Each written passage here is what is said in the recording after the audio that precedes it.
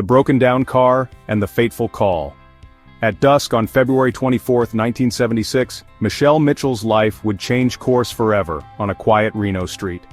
Fresh from her classes at the University of Nevada, Michelle, a 19-year-old with bright eyes and dreams that stretched beyond the desert, was navigating another ordinary weekday.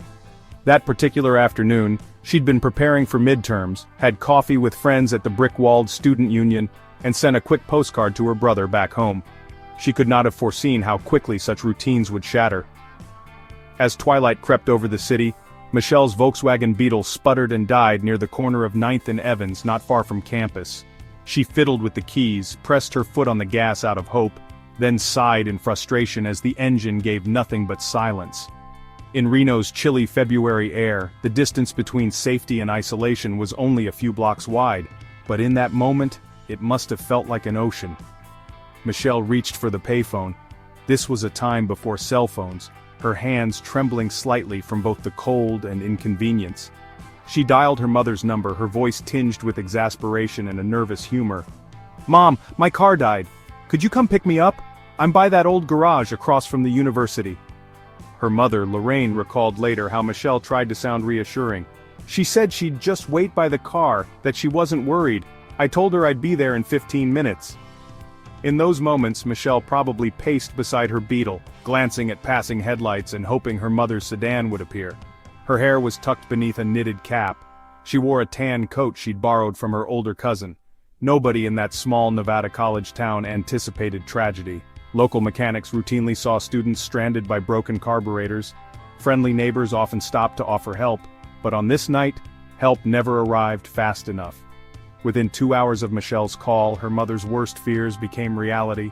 Police would later find the young woman's body in a dim, unattended garage just across the street, her hands bound, her life harshly and abruptly taken away.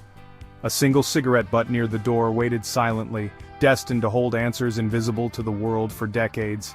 That phone call, mundane but desperate, became a pivot point in Reno's collective memory, echoing in the minds of a family and a city for a generation. It was the last time Michelle's voice was ever heard. Mysterious witness and wandering traces. The police cordoned off the dim alley behind the university garage as night deepened in Reno. While the city hummed with neon lights and college laughter just a few blocks away, this pocket of darkness pulsed with tension and unanswered questions. The only sound was the crunch of gravel under boots and the suppressed murmurs of officers doing their best to contain a scene that grew stranger by the minute. The first sign that this was no ordinary tragedy came from a shaken witness, a middle-aged man who worked the night shift at a nearby repair shop.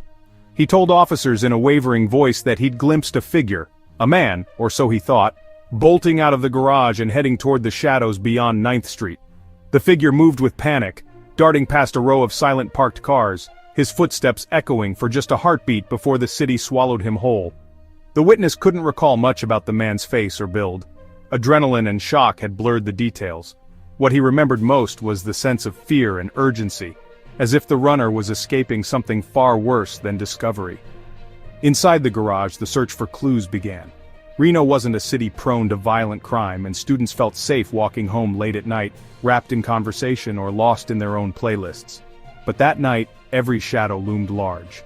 The officers found Michelle's Volkswagen, abandoned, its driver's side door ajar. On the cold concrete, just steps away from her car, they saw the telltale shoe prints, small, muddled, and mixed with the larger tracks of someone running. There was no sign of struggle outside, no scattered purse or broken glass, only the haunting quiet of a life interrupted. Forensic technicians moved methodically through the scene, their flashlights sweeping over every corner. That's when they found it, a lone cigarette butt discarded near the side door of the garage. At the time, it seemed insignificant. Everyone smoked in the 70s, and cigarette butts collected like autumn leaves. Still, something about this one stood out. It was fresh, not yet crushed beneath the weight of hurried feet, as if dropped in haste by someone desperate to leave unnoticed. It was carefully bagged and logged, not as a breakthrough but simply as a procedure, since DNA testing was little more than science fiction in the era of rotary phones and payphones. The rest of the evidence felt strangely out of place, a set of trampled footprints that seemed to double back before vanishing in the gravel, a faint scent of tobacco mingling with the sharp winter air, and a pair of keys that never turned up despite a thorough search. The steering wheel of Michelle's Beetle was cold to the touch, her possessions lined up almost politely on the passenger seat, untouched. It was an eerie absence, as if the garage itself had swallowed both the lost girl and her final moments. While detectives canvassed nearby doors, hoping for another witness, or at least a flicker of useful gossip, the city kept spinning in ignorance. No murder weapon turned up, no one came forward with a name or a motive, and the suspect described by the nervous night shift mechanic dissolved into legend before the sun rose. The evidence felt more like a scavenger hunt than a path to justice, each fragment promising answers but offering only mystery. For Michelle's family and a stunned campus, that silence and uncertainty would linger far longer than anyone could bear. The Dark Life of Kathy Woods. The story of Kathy Woods began long before her name was ever linked to a crime.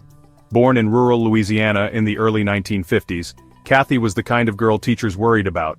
Not because she misbehaved, but because shadows gathered in her eyes even when the sun was shining. From a young age she struggled to keep up in class, words swirling into jumbles on the blackboard and numbers slipping through her mind like water through a sieve. Her family moved from state to state, always in search of steadier work or a fresh start, carrying Kathy and her siblings up toward Nevada in the late 1960s. Kathy's teens were marked by confusion and isolation. She began hearing whispers others couldn't hear, saw her mother's gestures twist into secret codes, and felt alone in a crowded classroom.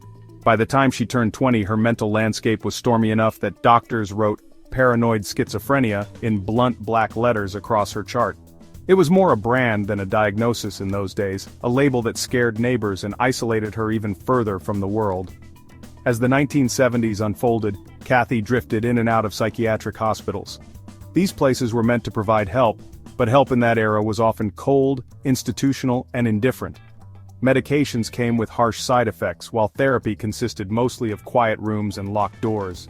Kathy spent hours sketching birds in the margins of library books, daydreaming about Louisiana's warm summers, or a future where her thoughts might grow quiet again. Her only friends were others who occupied the same liminal space between reality and illusion. She tried from time to time to hold jobs. Waitressing in a dusty Reno bar was the longest she ever lasted. Her supervisors noted that the other servers steered clear of Kathy, whispering behind her back about her odd behavior and distant stare. Loneliness became her silent companion. There is no record of Kathy building a life in Nevada, no photos of boyfriends, no wedding dresses, no letters home filled with joyful news. Her world narrowed down to echoing hallways and the hum of fluorescent lights overhead. When, in 1979, Kathy found herself in a psychiatric hospital in Shreveport, Louisiana, nobody imagined her life would collide with the headlines of Nevada. Her mind, battered by years of illness and the numbing routines of institutional life, became a maze even she could not navigate. It was in the haze of this existence, over-medicated, under-supported, desperate to be understood, that Kathy first mentioned the name Michelle to a nurse. Did she understand the consequences? Or was it the mind's attempt to make sense of unspoken fears and half-remembered headlines clipped from the local paper? Whatever the reason, that single confession sent tremors all the way to Reno.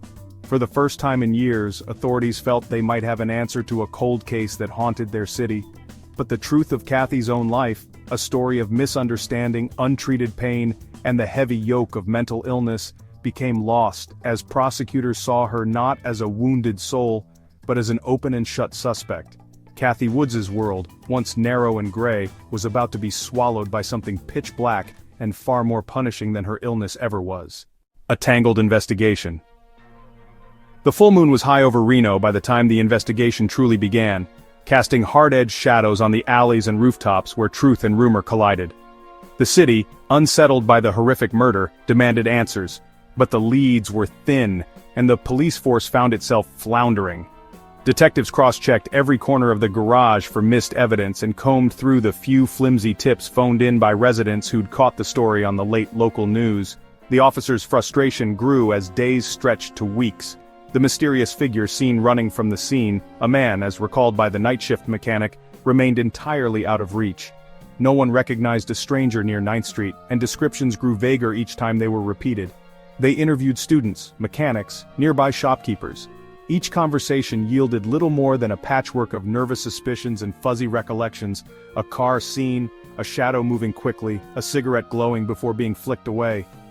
The city kept on spinning, But inside the Reno Police Department, the pressure was suffocating. Records clerks filed paperwork by the hour, and seasoned investigators reviewed hundreds of case files looking for patterns. Rumors began swirling among university students. Was it a serial killer? Had someone followed Michelle from campus? Police held back details, not wanting to tip their hand. But gossip was a force unto itself that soon escaped their control. Meanwhile, the discovery of the cigarette butt was barely a blip in the initial investigation. It was properly bagged, cataloged, and shelved, but what could be done with it in 1976? DNA was science fiction, an idea for future decades. Detectives weighed the physical evidence, footprints overlapped by tire tracks, a single set of keys gone missing, Michelle's personal possessions undisturbed in her car, with a growing sense of futility. None of it added up. When Kathy Woods' name first came across the police desk, years later all the way from a Louisiana psychiatric hospital, detectives were desperate enough to fly across the country.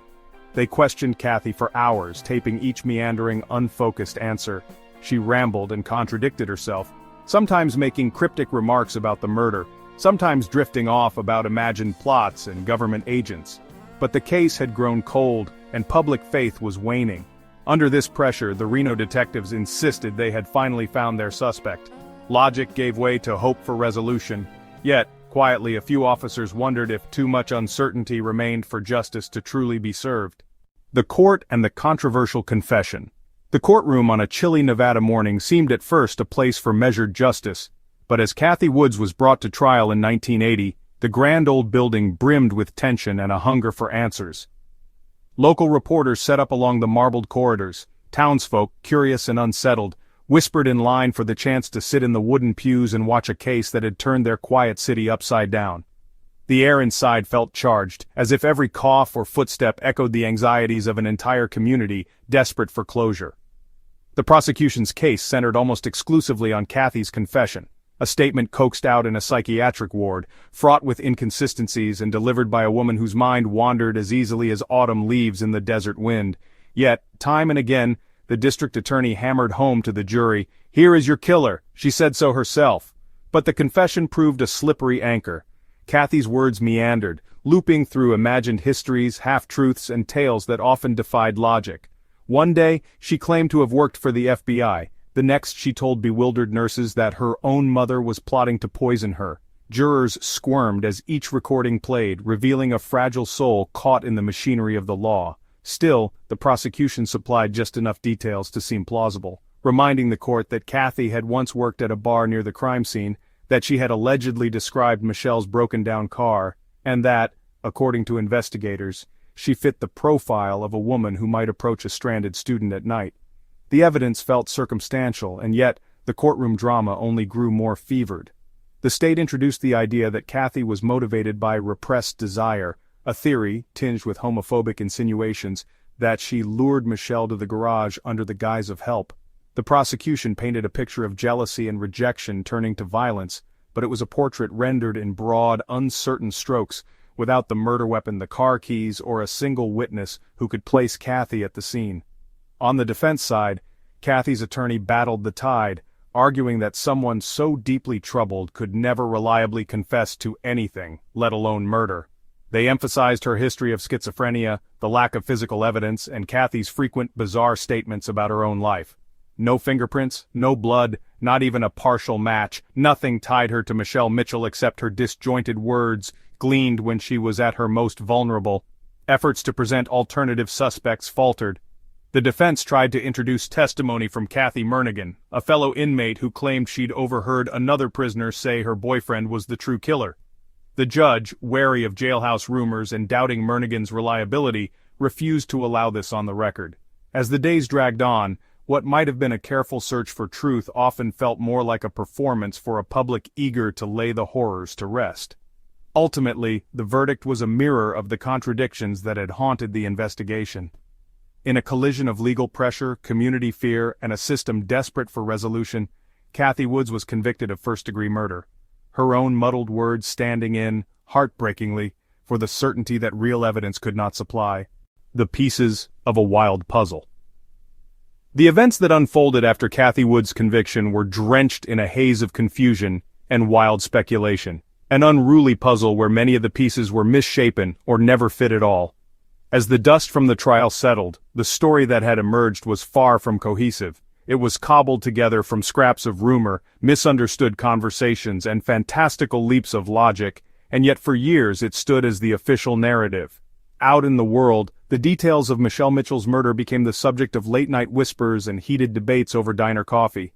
People pored over newspaper clippings, digging for that one missed clue that would make sense of everything. But inside the legal machinery, the prosecution clung stubbornly to a narrative that relied almost entirely on Kathy's confession, a confession that was, by any measure, deeply unstable.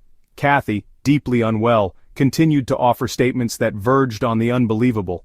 In interviews and recorded conversations, she insisted she'd once worked undercover for the FBI, claimed her own mother was plotting to poison her, and recounted dreams so vivid and strange they could have come from a pulp detective novel. On one occasion she told a guard that, "They all wear masks, you know. No one is who they say they are." The district attorney's office, facing mounting public pressure to keep the case closed, pointed to these ramblings as evidence of a disturbed mind capable of anything, even murder. Their theory, never substantiated by facts, suggested Michelle's encounter with Kathy was predestined, the last act in a tragic drama set in motion by mental illness and jealousy. Case files ballooned with every new odd statement, as if quantity could make up for a lack of substance. Meanwhile, defense attorneys tried, and failed, to pry open the door to another suspect. When word circulated that a female inmate named Kathy Murnigan had overheard someone confessing the crime belonged to someone else, a boyfriend of another prisoner no less, the defense seized this slender reed of hope, but their efforts drowned in skepticism. Judges and prosecutors alike saw jailhouse informants as unreliable at best, fabricators at worst, and the evidence vanished like chalk in a rainstorm. And so the story became more convoluted with each passing year. Patrol officers on night shift would chat about the case, trading stories. Maybe Michelle had fought back, maybe Kathy was helped by someone else, maybe the real murderer was long gone, hitchhiking through the desert that night.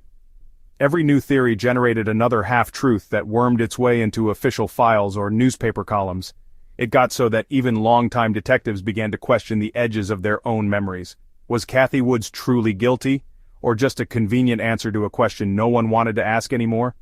Observers who had attended the trial remembered the trial more for its theatrics than its clarity. There had been moments when courtroom testimony felt more like competing radio dramas than fact-finding. Psychiatrists wove elaborate profiles that said more about the age's fear of madness than about Kathy herself. Small-town residents were called to the stand to describe what they remembered from a foggy winter night 4 years earlier, their recollections coloring with every retelling. One juror, years later, confessed privately that he'd never understood how all the pieces were supposed to fit. In media interviews, prosecutors doubled down, repeating that, "The facts speak for themselves." But to anyone paying closer attention, the facts grew ever more slippery. There was no murder weapon. There were no fingerprints. The only physical evidence, a single cigarette butt, was so generic as to be meaningless. Smoking was rampant on campus and butts littered every curb and gutter. Still, the prosecution insisted the circumstantial web, reinforced by Kathy's own words, was enough. The law required certainty. The community needed closure. But the mosaic of suspicion and conjecture was not complete, not by a long shot. Supporters of Kathy Woods began to gather quietly, unnerved by the brittle logic and ghostly trails of the state's case. Letters were written to local officials, and advocacy groups whispered about taking up her cause. In hushed voices, public defenders mulled over appeals, scouring trial transcripts for inconsistencies and broad leaps in logic. Yet it seemed impossible to break the spell. The narrative built around Kathy was simply too persuasive to many. A person suffering from a severe mental disorder, admitting things only a person involved might say. The power of confession, however unmoored from reality, kept every other possibility at bay. Even new generations of police officers, paging through old evidence, tended to see what they had been trained to expect. Meanwhile, in prison, Kathy Woods lived in uncertain shadow.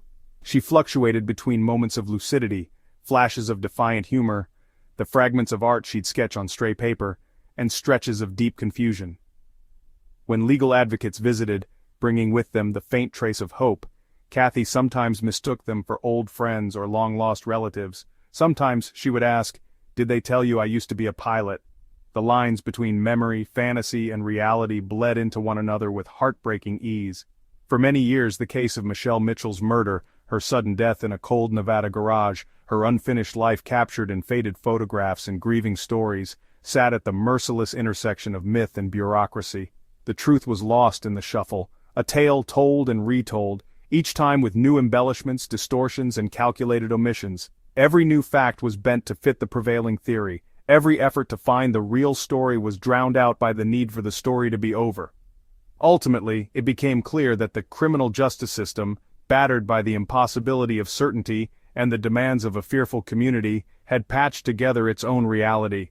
It was a jigsaw set with the wrong pieces, each one fascinating and tragic in its own right, but ultimately leading everywhere except to actual truth. The harm was not just to Kathy Woods but to anyone who, in the dark hallways of the courthouse or the silent nights of prison, wondered if the real answers might forever remain out of reach. The journey of a wrongful conviction.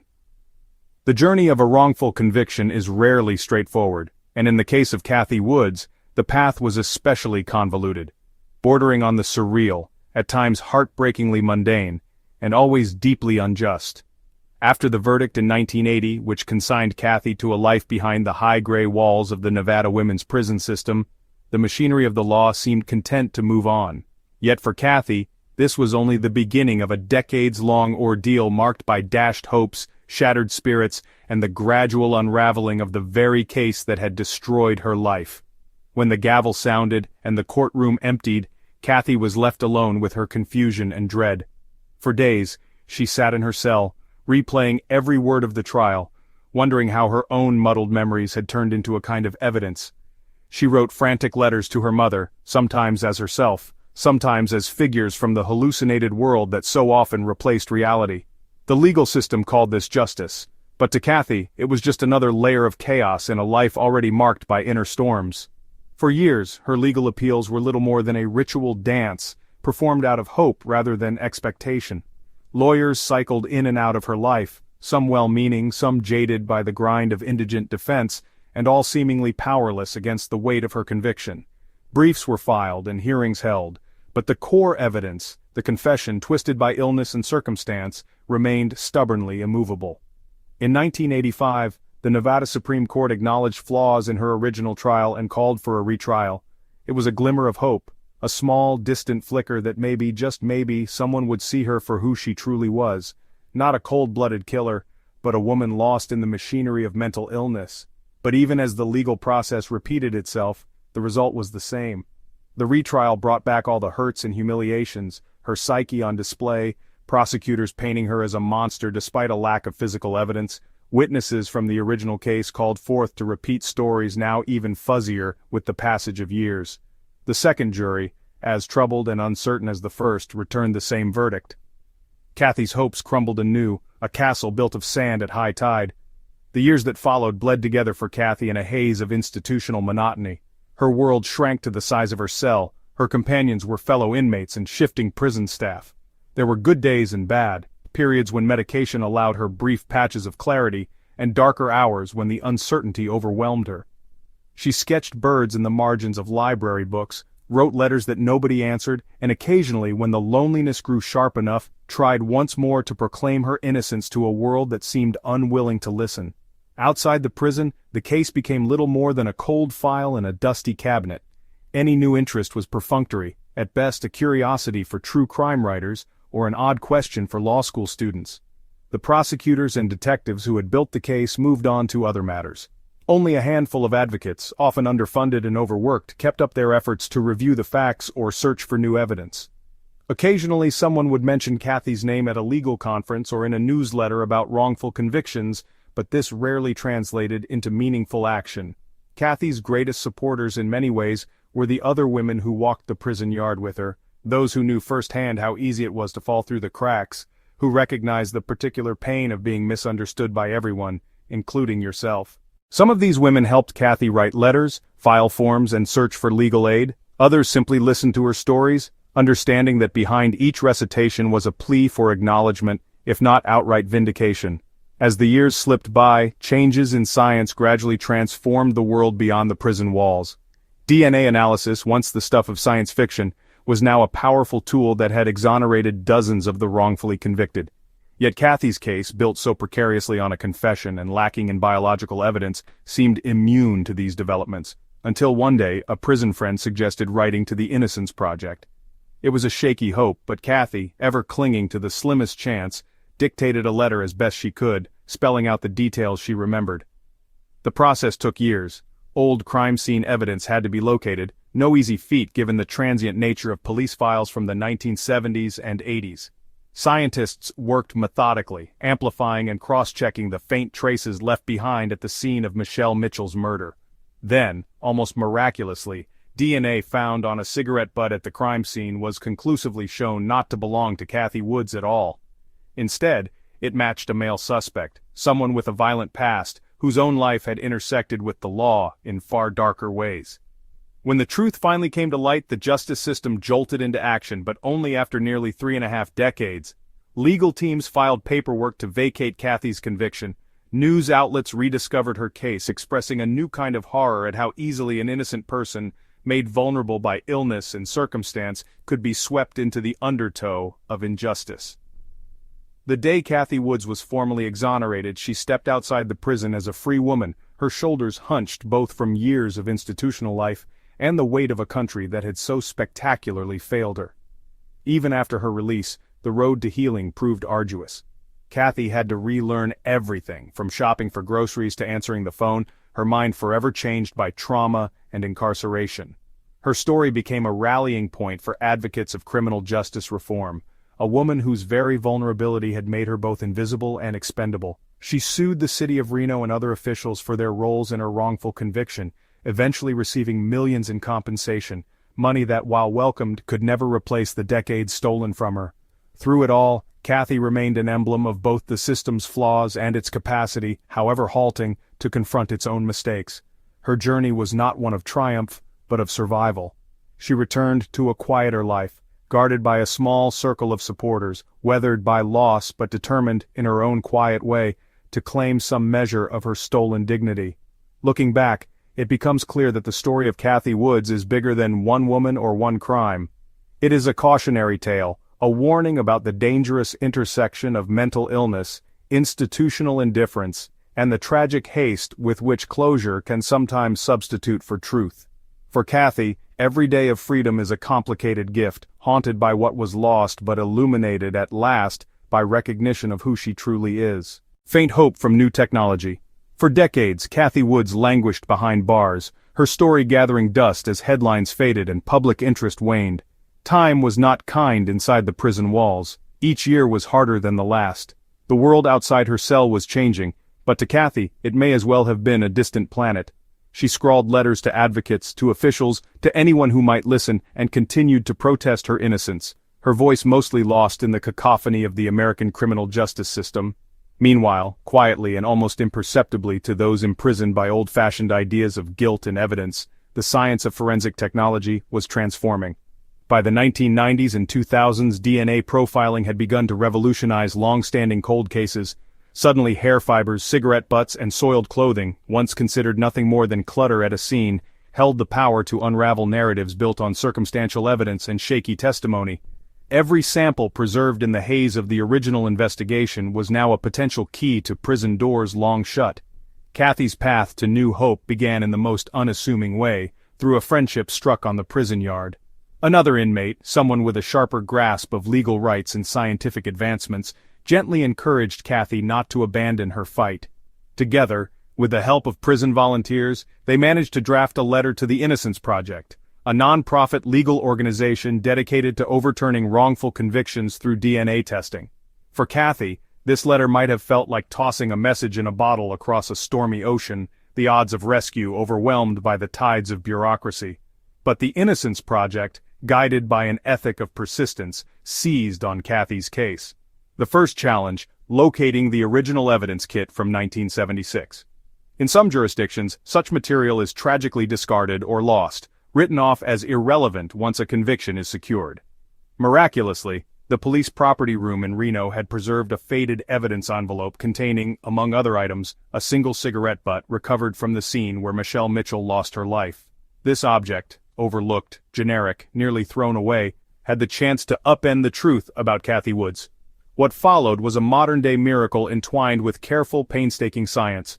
The DNA laboratory began by extracting trace biological material from that cigarette filter, a task made more challenging by its age and the limits of historical preservation. Scientists worked under sterile conditions, running repeated tests, extracting just enough genetic material for comparison. The process was both meticulous and nerve-wracking, since contamination, sample degradation, or even the loss of an envelope could mean the difference between lifelong imprisonment and freedom. Months stretched into years as lawyers, scientists, and investigators corresponded across the country. The Innocence Project's team double-checked every procedural box, ensuring the chain of custody was unbroken and the lab results beyond reproach. DNA sequencing techniques in the 2010s had advanced far beyond the crude serology available in the 1970s or 80s. Now, the right markers could pinpoint not just identity, but even provide leads about suspects never considered. When the test results finally came back, the truth was shattering for those who had insisted Kathy Woods was the murderer.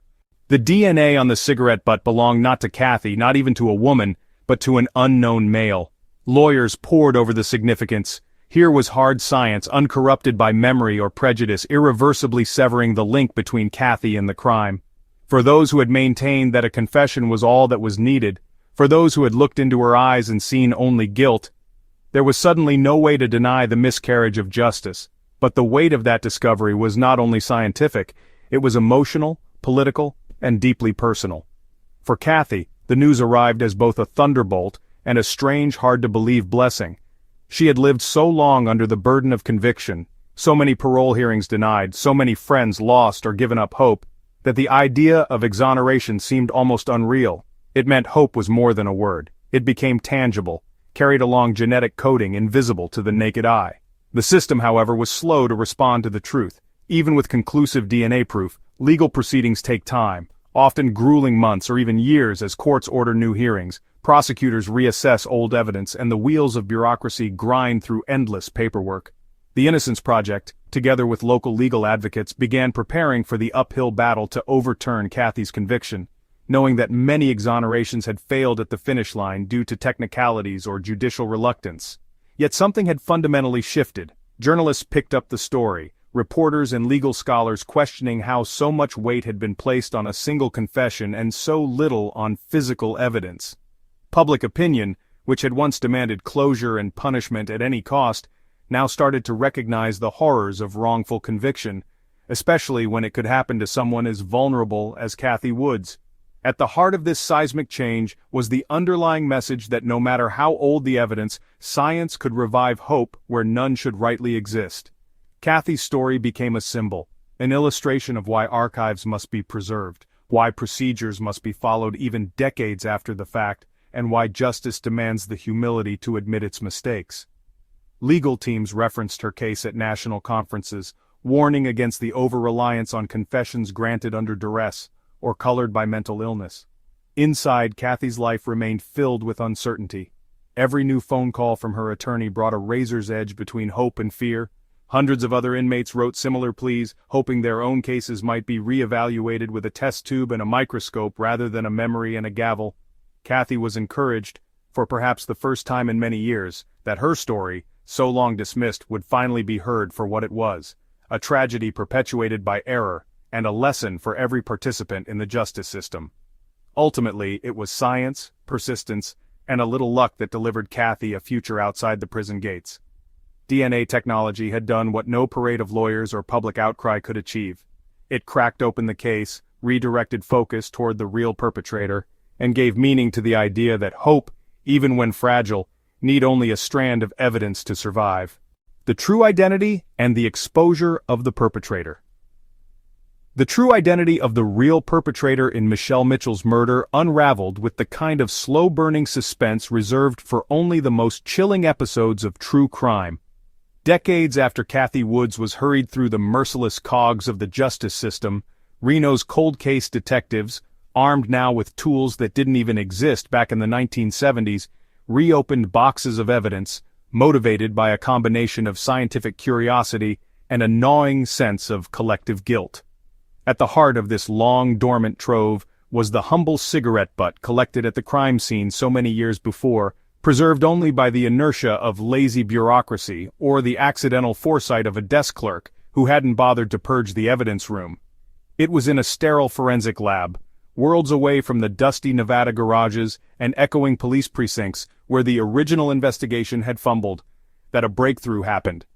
Scientists, by then, seasoned veterans in the art of extracting DNA from the barest slivers of biological material, painstakingly worked through the decades-old sample. As the genetic sequence resolved on their computer screens, a complex code of nucleotides revealed what no courtroom confession ever truly could. The DNA belonged to a man, not a woman, and certainly not to Kathy Woods. The investigators entered this profile into CODIS, the National Criminal Database, hoping for a match. At first there was nothing, just an anonymous portrait of a killer floating in digital limbo, until a hit blinked on their screens, sharper and more vivid than any witness could have described. The suspect was Rodney Halbauer, a career criminal whose path through life traced a jagged line across the American West. Halbauer had a lengthy rap sheet that began with minor thefts and swelled over the years to acts of sexual violence and brutality. Ironically, he was incarcerated at various points both before and after Michelle Mitchell's murder, slipping through the cracks of a justice system that seemed unable or unwilling to contain him for long. Coincidences haunted Halbauer's timeline. Records showed he was released from custody just days before Michelle's death and was seen in the Reno area at the time. Even more chilling, fresh investigations soon linked Halbauer's DNA not only to the Mitchell case, but to a string of other murders, unsolved for decades, in California and Nevada. As detectives pored over the grisly mosaic of Halbauer's crimes, the outline that emerged was both heart-stopping and infuriating. He preyed on young women, often targeting those who found themselves alone at the edge of urban safety, students, hitchhikers, and women with car trouble. His violence was calculating, his escapes opportunistic. At times it appeared that fate itself had enabled his crimes, records lost, tips ignored, jurisdictions failing to connect his movements across state lines. For those who had once insisted that Kathy Woods was a troubled but clear-cut killer, the horrifying specificity of Halbauer's deeds forced a painful public reckoning. The enormity of this revelation rocked not just the Reno Police Department but the larger landscape of American law enforcement and the judicial system. Media outlets reignited their coverage, broadcasting not just the newly confirmed identity of Michelle Mitchell's killer, but also the depth of the error that led to Kathy Woods' wrongful imprisonment. In interviews, police officers, some long retired, some haunted by regret, spoke of their shame and disbelief at how the case had played out. Cold case experts pulled records from archives, cross-referencing Halbauer's footprints alongside missing persons reports, mapped routes, and autopsies previously considered dead ends. Each new connection added to the chilling portrait. Halbauer had been at large for years, a shadow slipping through gaps in the system, his crimes going unacknowledged as another person paid the ultimate price for his freedom. Meanwhile, the process for holding Halbauer accountable moved at a glacial pace. Even with DNA as incontrovertible evidence, decades-old murders carry prosecutorial challenges. Memories fade, witnesses die, and evidence sometimes disappears. But authorities, perhaps chastened by their role in the Kathy Woods fiasco, persisted. The net around Halbauer tightened as law enforcement coordinated across state lines, California, Nevada, and federal agencies working in cautious concert. Once confronted with the DNA, Halbauer denied any involvement, spinning stories as threadbare as the excuses once used to incriminate Kathy. Journalists and victim advocates, galvanized by the breakthrough, demanded transparency and accountability from both the justice system and the media. They questioned not only how Halbauer had been overlooked for so long, but also why Kathy's confession, so plainly riddled with contradictions, had been taken at face value while physical leads were set aside. The story became a national cautionary tale, an indictment of easy answers, an argument for humility and rigor in every case of violent crime. It was no longer just about justice for Michelle Mitchell, but about preventing the same blindness from destroying other lives. For the families of Halbauer's victims, the unmasking of the true killer brought no neat closure. Grief mixed with anger, partly at him, partly at a system that failed to lock him away, and some voiced relief that, at last, the truth had surfaced. Advocacy groups used the moment to push for legislation requiring better evidence retention, support for mental health and criminal justice, and sharper coordination between state agencies. Conferences featured Kathy Woods' case as a centerpiece, a warning and a motivation to do better. As more details emerged, the horror grew. Halbauer's own statements, interviews with former acquaintances, and long secret police records exposed patterns of cruelty and calculation stretching back decades. Some investigators, piecing through the old files, described the sensation as chasing a ghost through a haunted house, so many leads having rotted with time. Yet DNA had done what human memory and legal ritual hadn't, drawn a straight, undeniable line from the killer to his crime. In the end, the revelation of Rodney Halbauer's guilt radically altered not only the official record, but the texture of memory for everyone involved. The exoneration of Kathy Woods, made possible by this discovery, became a moment of hard-won vindication. Yet, even as the headlines trumpeted the unmasking of the true perpetrator, the bitter lesson remained: justice delayed can never be fully justice delivered, and sometimes the most crucial evidence is the one piece everyone overlooks. The painstaking road to uncovering Halbauer's identity remains a study in both perseverance and the heavy cost of institutional failure. The prison gates open. Kathy Woods is released.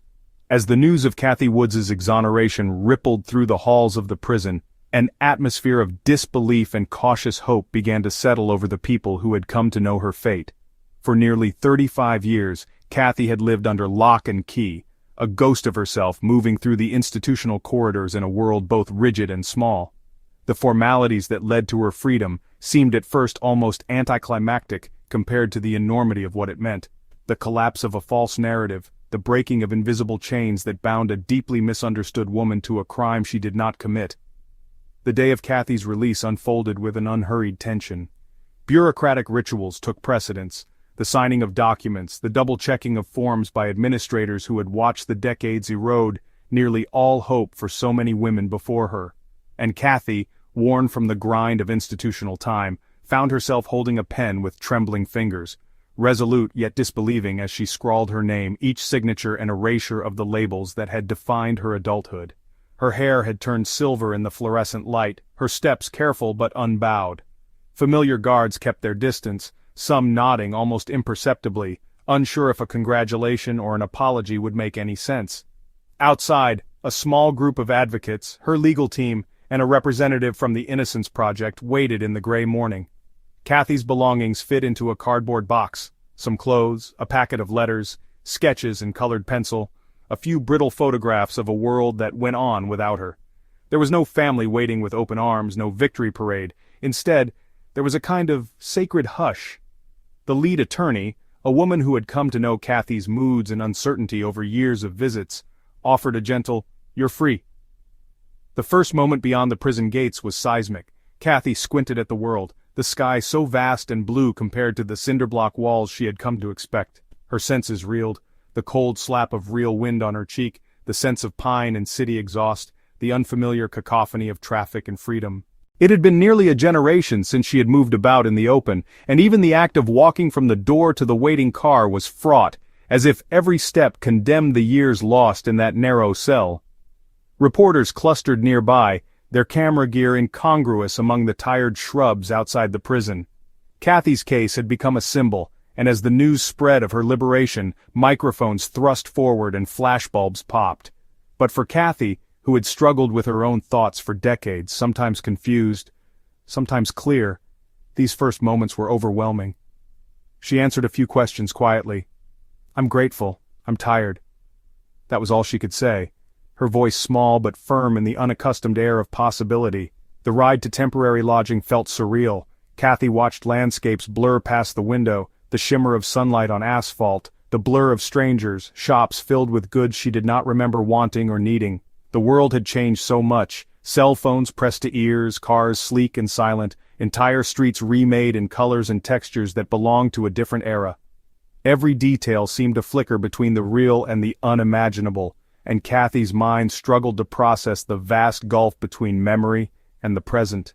She wept, not so much for herself, but for the continuity of life paused and now abruptly resumed, as if she'd stepped out of a dream into a movie already underway. Administration of her immediate needs became the next ordeal. There was paperwork, parole officials still hovering due to procedural habit, even after her exoneration, counselors helping her locate a toothbrush and ID, securing Medicaid and temporary housing. Kathy's advocates anticipated a daunting transition. After all, she had entered the prison system in a world of typewriters and black-and-white televisions, and now, every interaction seemed mediated by screens and digital forms. Someone handed her a smartphone. Kathy held it, bewildered, as if it were a piece of science fiction. "How do you talk on this thing?" she quipped, laughter glinting through tears. Over the following weeks, Kathy learned the world anew.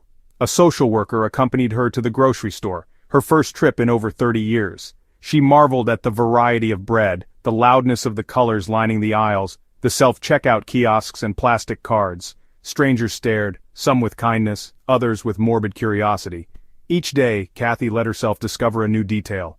The luxury of hot running water, the unpredictability of rain, the comfort of a soft bed with no steel frame. In small, grateful increments, freedom became less alien, though never entirely comfortable. Throughout this uncertain beginning, grief lingered behind even the simplest joys. Kathy's mother had long since passed away, as had several close relatives. Holiday cards she'd treasured for decades became relics. The landscape of loss, lost time, lost years, lost friends, was unspoken but omnipresent. Yet Kathy approached this sadness with a surprising gentleness. Rather than drown in it, she drew small but vital strength from every act of self-sufficiency she reclaimed. "I missed so much, but I'm still here," she told her caseworker. "That counts for something." The outside world, meanwhile, grappled with the implications of her release. Journalists wrote editorials questioning how her case had persisted so long, why flawed confessions and a lack of physical evidence had triumphed over the possibility of innocence. Law schools held seminars, advocacy groups called for legislative reform, easier access to post-conviction DNA testing, better support for mentally ill defendants, mandated evidence preservation. Kathy herself, though initially reluctant, lent her story to these discussions, appearing on TV, testifying before legislative bodies, her quiet dignity magnetic in a soundbite age. In the months after her exoneration, Kathy sometimes struggled with isolation. There were times when the bustle of the city became too much, and she'd retreat to her room, drawing birds or landscapes, piecing together memory with hope.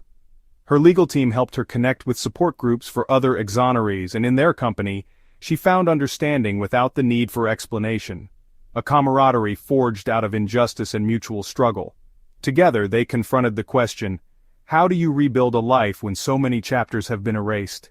The answer, for Kathy, lay not in fanfare or public apology, but in the slow, daily work of living. She learned to manage a bank account, trusted herself to cook small meals, even adopted a rescue cat that curled beside her feet on chilly nights. Her supporters rallied to help her find permanent housing in a quiet Washington town where the air was clean and the pace unhurried. Sometimes when she walked through its parks, she would pause and let the world wash over her, listening to children's laughter, watching the clouds change shape, savoring the many small freedoms that could never compensate for what she'd lost, but were precious all the same.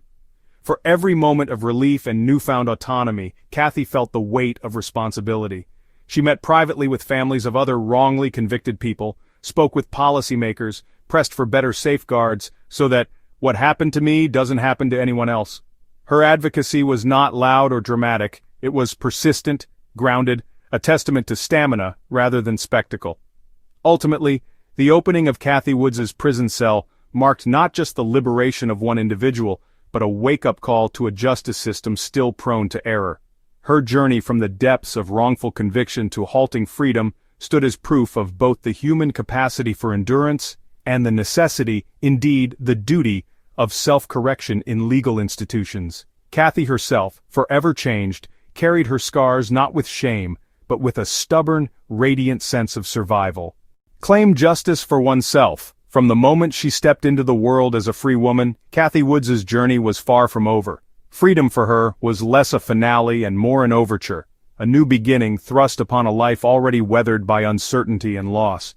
For decades, the justice system had labeled her a murderer, shackling her not only with iron bars but with a shadow that clung to her name in every document, police file and news story. Now she faced the immense challenge of reclaiming something larger and more elusive than liberty. Justice itself. The legal maze begins again. Even amid the euphoria and confusion of her first days outside prison, Kathy was quick to grasp that relief alone could never compensate for the magnitude of harm done.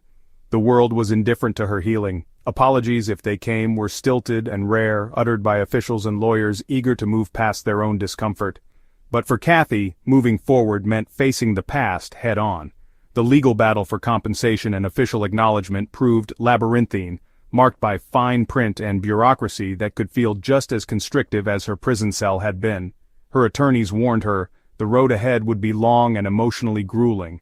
Kathy's claims were not just against nameless bureaucracies, they were pointed and personal. Lawsuits were filed against the city of Reno, former police detectives, prosecutors, and forensic technicians whose errors and indifference had upended her life. The filings told the story in sterner tones than Kathy ever might.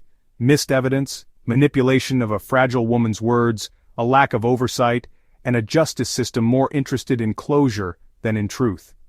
The courtrooms she entered after freedom were no longer about her guilt or innocence.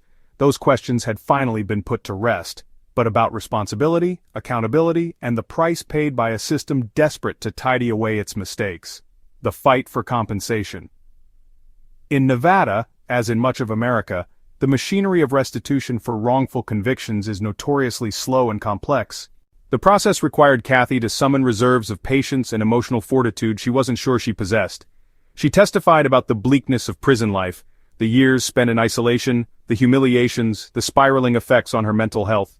Each memory was a wound she had to reopen, explaining to judges and bureaucrats the shape of her fear and the endless echo of injustice.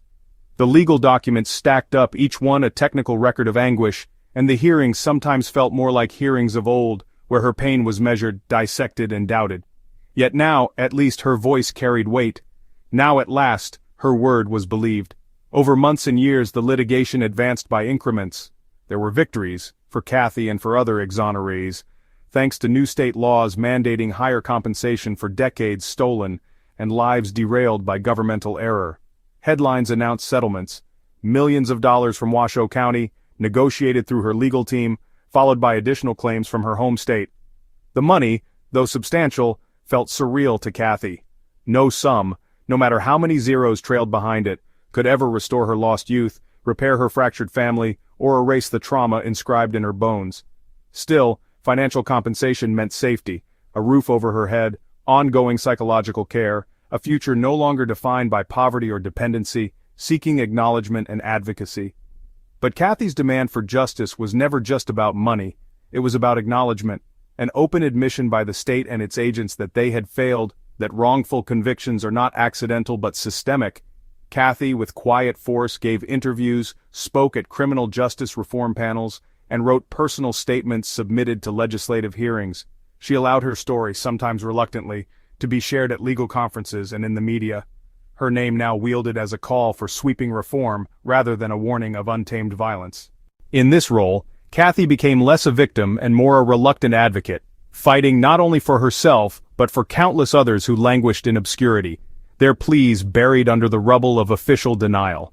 She worked with advocacy groups, most notably the Innocence Project and local coalitions supporting the wrongfully convicted, helping to promote changes in evidence retention, mental health training for law enforcement, and mechanisms for easier post-conviction relief. She lent her story to efforts pressing for state-level innocence commissions and reforms that would ensure greater oversight when confessions were obtained from vulnerable suspects. Often Kathy's words were simple: listen more, judge less, don't let hope get lost in the shuffle. Facing the emotional costs of the fight for justice exacted a personal toll. Lawsuits and settlements, for all their necessity and symbolic value, could never make her whole, and each public retelling of her past reopened private scars. Kathy struggled with nightmares, moments of overwhelming anxiety, and bouts of depression sparked by familiar reminders: a police siren, a legal notice in the mail, even the smell of institutional cleaning fluid. Yet, she pressed on. For her, each small acknowledgement, a written apology from a public agency, a new procedural safeguard for mentally ill detainees, became another brick laid in the foundation of her reconstructed sense of self. There were days when the legal fight ground on in silence, when journalists moved on to other stories and the legal filings grew dense with jargon and delay. In these quieter moments, Kathy leaned on her support network, attorneys who had become friends, fellow exonerees who understood the unique anguish of a life interrupted, and advocates who championed her cause long after the news cycle faded. They celebrated each small advance, an upheld statute, a new legal precedent, and mourned together every heavy setback. The ripple effect, changing the system. Kathy's campaign for justice created ripples far beyond her own case. Legislators, moved by her eloquence and by the sheer scale of the state's error, pushed for new innocence statutes and funding for public defender offices. Activists referenced her experience in official recommendations, arguing for the mandatory preservation of physical evidence and more robust safeguards when dealing with mentally ill suspects. Court decisions began citing her ordeal as proof of the dangers inherent in over-reliance on confessions and the neglect of forensic science. Each incremental gain was fraught with difficulty but made the system a little less indifferent, a little more accountable. The legal victories and policy changes were real, but perhaps more subtly, Kathy's story became a beacon for those trapped in the machinery of wrongful conviction. Letters arrived at her modest apartment, some seeking advice, others simply needing the reassurance that survival and vindication were possible. Kathy answered these the best she could, sometimes offering practical help, sometimes just a word of solidarity. You are not alone. Keep fighting. Truth matters, even if it takes a lifetime. Conclusion: a relentless survivor. For Kathy Woods, justice was never restored by court order alone. It was, and remains, a slow, imperfect reckoning, shadowed by grief yet illuminated by her refusal to surrender to silence. Her lawsuits and advocacy were forms of reclaiming agency, her public testimony, a way of forcing accountability where none had existed. The verdict of history may never grant full closure, yet Kathy's relentless pursuit ensured that her stolen years gained meaning as more than a footnote. In that effort, she forged a legacy, a reminder that sometimes survival itself is the loudest kind of justice. A stolen life, the remaining days in freedom. After decades spent in the shadow of injustice, Kathy Woods walked free into a world that felt, in many ways, completely foreign. For most people, 35 years is a lifetime, a span where families grow up, cities change, and technologies reshape the very fabric of daily existence. For Kathy, those years existed outside her grasp, stolen by an error that had stripped not only her freedom, but her chance to build ordinary memories, to choose her own path, or to simply be seen for who she truly was. What followed her release into freedom was not a simple return to normal.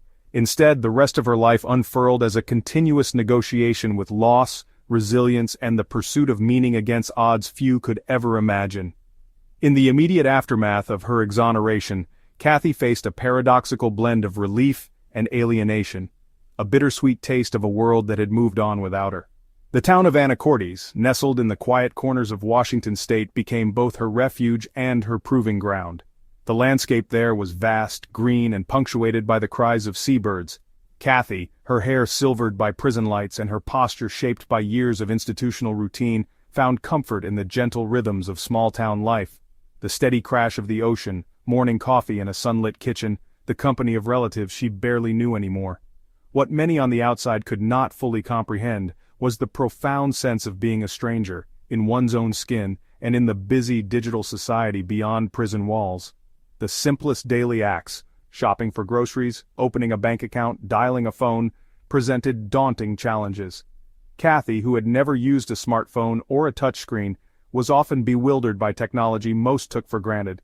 She approached these hurdles patiently, sometimes with a wry sense of humor and sometimes with exasperation. Simple tasks could feel overwhelming. Even choosing from an aisle of breakfast cereals was an exercise in both wonder and frustration. "There are too many kinds of bread now," she once joked to a friend, echoing the disorientation many former inmates describe when re-entering society. But the struggle was not just logistical or technological, it was deeply emotional. The deep ache of lost time haunted Kathy's days and nights. She mourned the absence of her mother, who had passed away before Kathy's name was ever cleared. The loss of siblings, friends, and connections faded or severed by years of enforced absence. Letters and holiday cards she had received through the bars of her cell became treasured relics, bittersweet reminders of love that had endured despite insurmountable distance. There were days when the memories of prison, the clang of doors, the roll call shouts, the routines designed to eliminate thought would rise up like ghosts, invading Kathy's hard-won peace. Yet in the midst of this quiet grief, Kathy Woods demonstrated a stoic kind of courage. She learned again how to be part of a family, forging new relationships with nieces, cousins, and the few old friends who still remembered her gentle manner and her sharp, sometimes surreal sense of humor. She adopted a rescue cat, which she named Birdie, a nod to the birds she used to sketch in the margins of library books during her years in prison. Birdie's companionship helped ease the pangs of loneliness when the world felt too noisy or too distant, grounding Kathy in the comforting routines of feeding, play, and quiet affection. Slowly, Kathy immersed herself in the world outside as much as her heart and spirit allowed.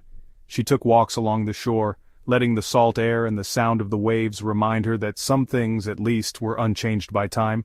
She found solace in simple acts, tending a small garden, writing letters to other exonerees, attending local craft fairs, and sometimes volunteering at a community center. In moments of lightness, she would describe to a new acquaintance the crazy cold in Nevada's prison yards, or laugh about the old payphones that once connected her to a distant, waiting world. Still, recovery was far from linear. Kathy wrestled with insomnia, flashbacks, and a wary suspicion of strangers, a legacy of decades spent in institutions where trust could be dangerous.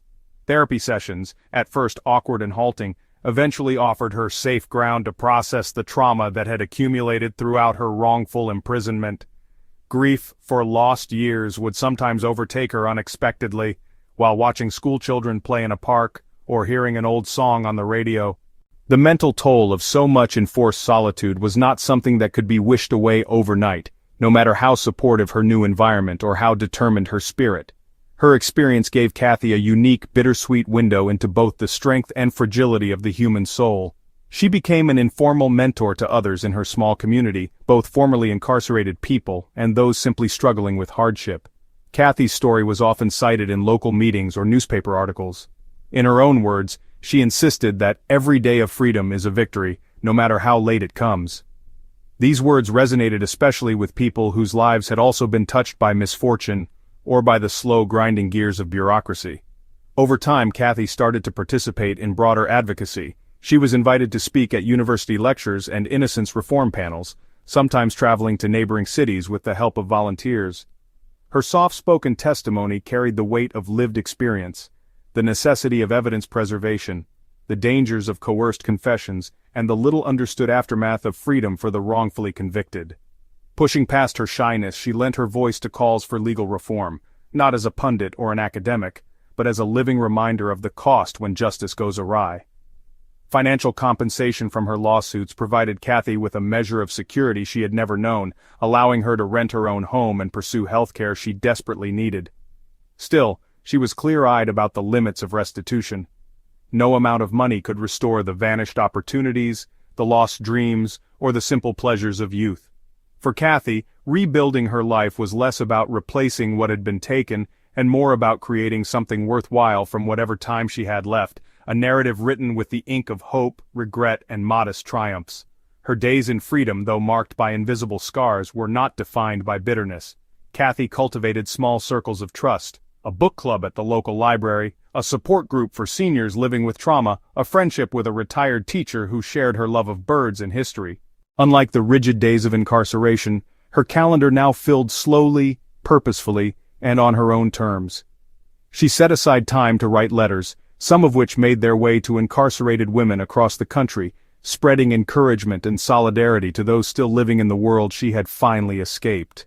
Annually, Kathy marked the day of her exoneration with quiet reflection. Sometimes she would plant a new flower in her yard. Other times she might visit the graves of loved ones lost during her imprisonment, bringing with her a simple bouquet and a promise to live each day with dignity.